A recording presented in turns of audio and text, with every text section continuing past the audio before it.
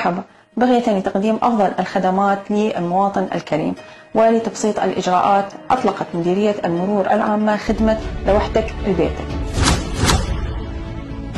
لمن يرغب بالتقديم لهذه الخدمة، هذا فيديو توضيحي عن كيفية ملء الاستمارة الإلكترونية ودفع رسوم طباعة اللوحات الإلكترونية.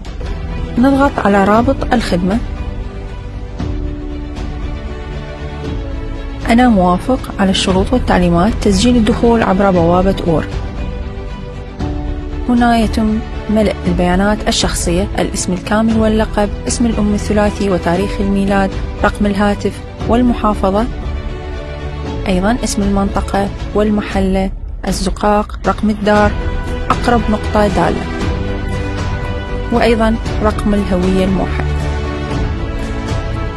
بعدها سيتم ملء معلومات المركبة من رقم الشاصي ورقم السنوية، رقم اللوحة، حرف اللوحة، نوع المركبة، محافظة المركبة، وأيضا موقع طبع اللوحات، ثم إرفاق المستمسكات المطلوبة، وهي صورة البطاقة الموحدة مع صورة السنوية.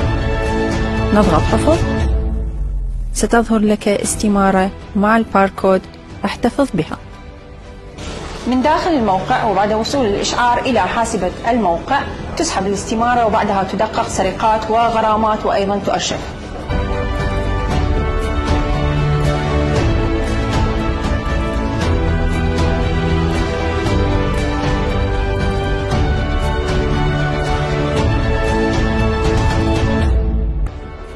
بعد أن تمت أرشفة الاستمارة ستصل رسالة نصية على رقم الهاتف المثبت داخل الاستمارة. هذه الرسالة ستحتوي على رابط إلكتروني لغرض دفع الرسوم الخاصة باستبدال اللوحات.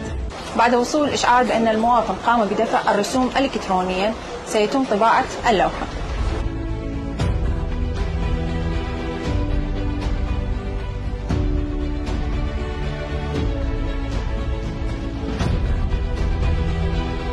بعد أن تمت طباعة اللوحة سيتم إرسال مفرزة مرورية لغرض تثبيت اللوحات في دار المواطن. لوحدك لبيتك.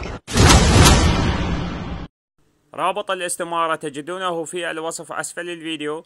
في الختام لا تنسونا بالاشتراك للقناة ولايك للفيديو. تحياتي.